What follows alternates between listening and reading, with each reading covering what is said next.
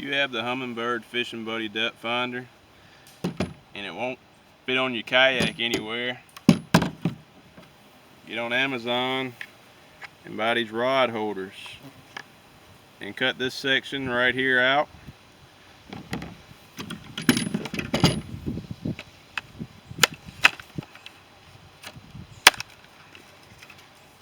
And snap your fishing buddy into it.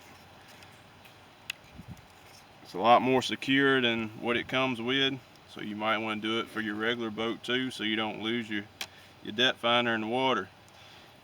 The rod holder comes with this mount. Screw this to your boat,